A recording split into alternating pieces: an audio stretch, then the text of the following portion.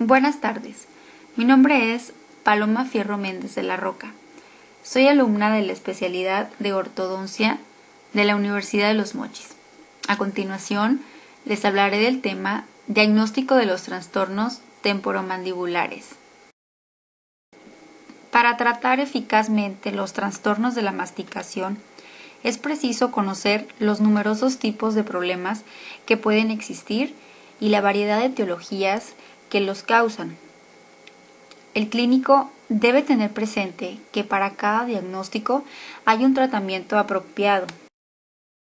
El diagnóstico se obtiene mediante una valoración cuidadosa de la información procedente de la historia clínica y de los métodos de exploración. Esta información debe permitir la identificación de un trastorno específico.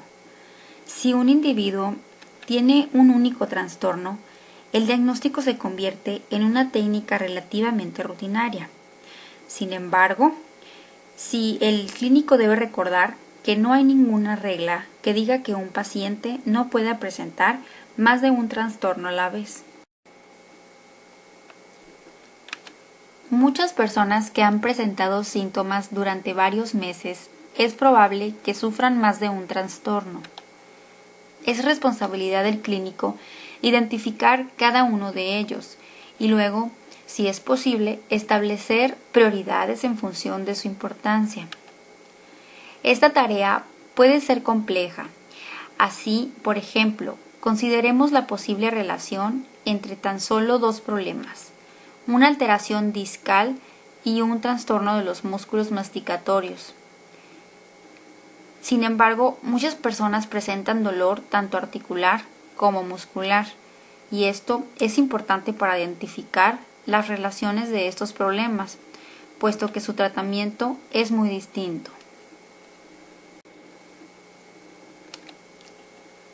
Cuando el paciente acude a la consulta, presenta un dolor articular, es decir, un dolor en los tejidos intracapsulares y también un dolor muscular.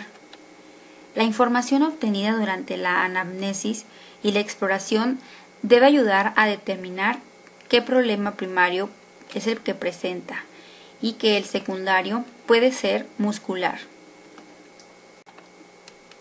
Una vez aplicado un tratamiento adecuado a la articulación, los síntomas articulares se resolverán, al igual que el dolor muscular secundario.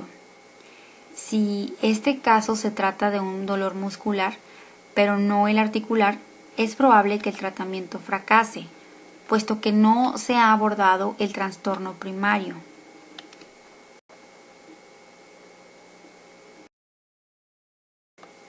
Diagnóstico de los trastornos dolorosos. En los trastornos donde el dolor es el síntoma principal, es obligado identificar el origen del mismo. Si se trata de un dolor primario, esto no será difícil, puesto que el origen y su localización coinciden. Cuando hay un dolor primario, el paciente señalará directamente el origen del mismo. Sin embargo, si el dolor es heterotópico, el paciente dirigirá la atención a su localización, que puede estar muy lejos del origen real. El tratamiento solo es eficaz si se orienta al origen y no a la localización del dolor. Un elemento clave para establecer el origen del dolor es que la estimulación local debe acentuarlo. No obstante, esta regla no siempre es válida. En caso de que dicha estimulación no la aumente, hay que sospechar que se trata de un dolor heterotópico.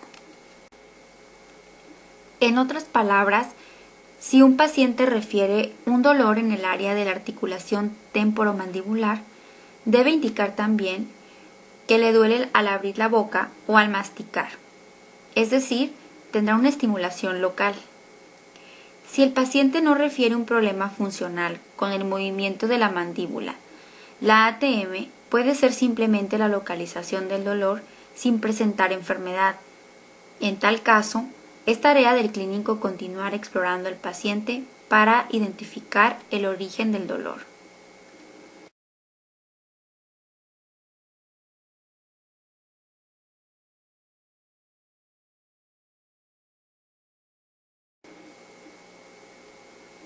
Al intentar localizar el origen del dolor, el clínico deberá palpar la zona que el paciente considera la localización del dolor. Si esta es el área preauricular, el clínico deberá palpar esta área para ver si el dolor es provocado. Si se trata de un origen verdadero del dolor, el dolor aumentará con esta palpación y con el movimiento de la articulación. Si el dolor no aumenta, esta zona parece no ser un origen del dolor, sino solo una localización del mismo. Cuando sucede esto, el clínico es obligado a continuar buscando el origen del dolor para establecer el diagnóstico. En ocasiones puede ser difícil diferenciar la localización del dolor de su origen. Puede ser necesario practicar el bloqueo anestésico local selectivo de los tejidos. Esta idea se basa en que el concepto de que el bloqueo anestésico local de un origen del dolor eliminará temporalmente el dolor. El bloqueo anestésico puede ser una herramienta muy útil para el clínico que trata los trastornos dolorosos orofaciales. Las 4 reglas siguientes resumen las técnicas de exploración que se utilizan para diferenciar el dolor primario del referido. 1. La estimulación local de la zona del dolor no lo incrementa. 2. La estimulación local en el origen del dolor incrementa en su punto de origen y en la zona. 3. El bloqueo con anestesia local de la zona del dolor no lo reduce. 4. El bloqueo con anestesia local del origen del dolor lo reduce en su punto de origen y en la zona. Bloqueo analgésico, diagnóstico, indicaciones del bloqueo analgésico. No deben sobrevalorarse las inyecciones de anestésicos locales ni las aplicaciones de anestesia tópica para identificar y localizar el dolor, pero son fundamentales para diferenciar los dolores primarios y secundarios. Cuando es difícil identificar el origen del dolor, el bloqueo anestésico local de los tejidos relacionados es clave para llegar al diagnóstico adecuado. Por ello, el clínico debe familiarizarse con esta valiosa arma diagnóstica. Las inyecciones musculares pueden tener también utilidad diagnóstica además de la terapéutica. Instrumental. En primer lugar, consta de una jeringa de aspiración y agujas cortas y largas. La longitud necesaria depende de la estructura que hay que bloquear. Hay que limpiar el punto de inyección con povidona yodada y alcohol. El control de la hemorragia puede llevarse a cabo con gasas estériles de 2x2. Es necesario también el uso de guantes estériles desechables. El tipo de anestésico local utilizado puede variar dependiendo del tipo y objetivo de la inyección. Cuando solo se necesita información diagnóstica, es más recomendable el uso de fármacos de acción corta, generalmente sin vasoconstrictor. Una buena anestesia para el músculo esquelético requiere una solución no vasoconstrictora, debido al efecto vasodilatador de sustancias similares a la epinefrina. Las soluciones que contienen epinefrina producen un daño muscular mayor. Para minimizar este daño muscular en el bloqueo anestésico, tanto con los objetivos diagnósticos como terapéuticos, se recomienda el uso de concentraciones bajas de procaína a intervalos de al menos 7 días. La procaína no está disponible en cartuchos dentales, por lo que ha de seleccionarse lidocaína al 2% o mepivacaína al 3% sin vasoconstrictor. Cuando se necesita una anestesia de mayor duración, puede utilizarse bupivacaína al 0.5%, que está indicada para el dolor articular, pero que no se debe utilizar rutinariamente con inyecciones musculares debido a su miotoxicidad. Reglas generales que deben seguirse. Siempre que esté indicado un bloqueo con un anestésico local, deben seguirse las siguientes reglas fundamentales. El clínico debe conocer la anatomía de las estructuras a través de las cuales se introducirá la aguja. El objetivo de una inyección es aislar la estructura que se va a bloquear. Por tanto, el clínico debe conocer la localización precisa y la técnica apropiada para que la punta de la aguja llegue a la estructura deseada. El clínico debe conocer perfectamente las estructuras que no debe tocarse durante la inyección de una determinada zona. El clínico debe estar familiarizado con la farmacología de las soluciones que va a utilizar. El clínico debe evitar inyectar en tejidos inflamados o enfermos. El clínico debe evitar aplicar un bloqueo anestésico a los pacientes con trastornos sanguíneos conocidos y tomar todas las precauciones necesarias con los pacientes que toman agentes anticoagulantes. El clínico debe utilizar siempre técnicas estériles. Debe aspirar siempre la aguja antes de inyectar una solución para asegurarse de que la aguja no penetrará a un vaso sanguíneo. Tipos de inyecciones. Los bloqueos anestésicos diagnósticos y terapéuticos se dividen en 3 tipos de grupos dependiendo de las estructuras. Inyecciones musculares, inyecciones para bloqueo nervioso e inyecciones intracapsulares.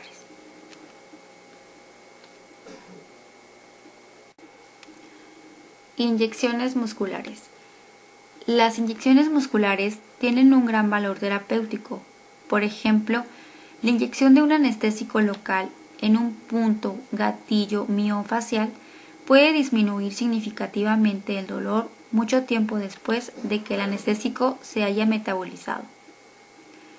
Se inserta entonces la punta de la aguja en el tejido superficial al punto gatillo y se avanza en la banda.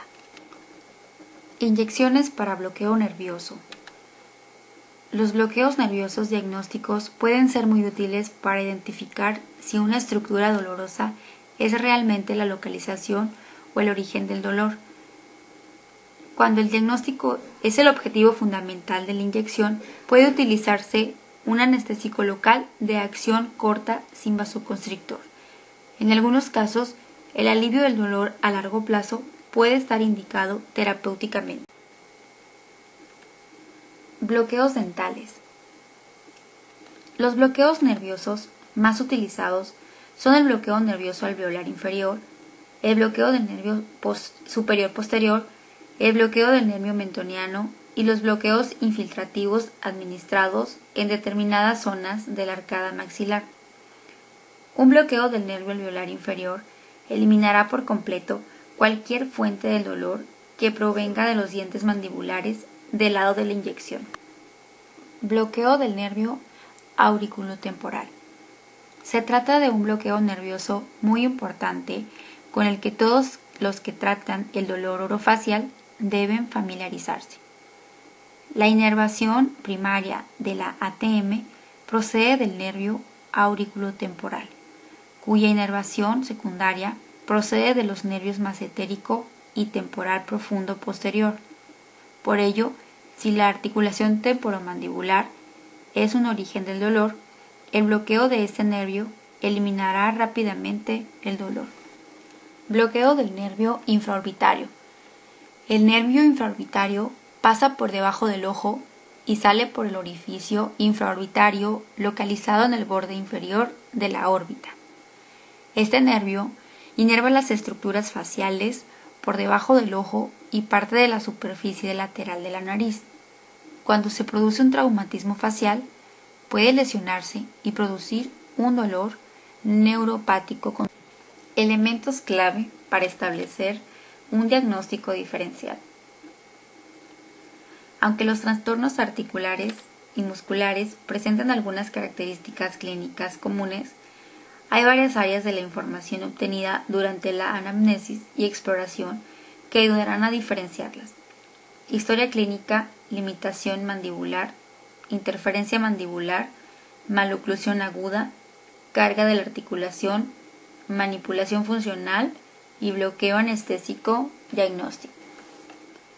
La historia clínica es siempre útil para diferenciar los trastornos articulares de los musculares. El clínico debe ayudar al paciente a recordar el acontecimiento que parezca haber sido la iniciación del trastorno.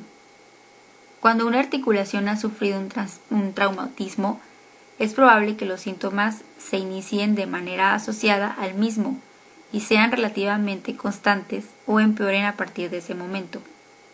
En cambio, los trastornos musculares parecen fluctuar y tener ciclos, pasando de intensos a leves sin que exista un hecho inicial aparente. Limitación mandibular.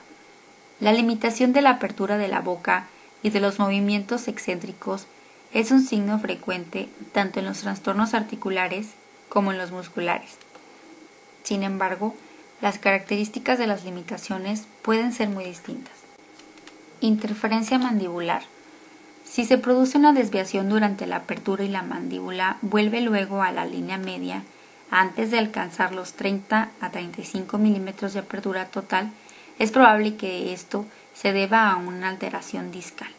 Si la rapidez con la que se efectúa la apertura altera la localización de la desviación, es probable que esté asociado a un movimiento discal.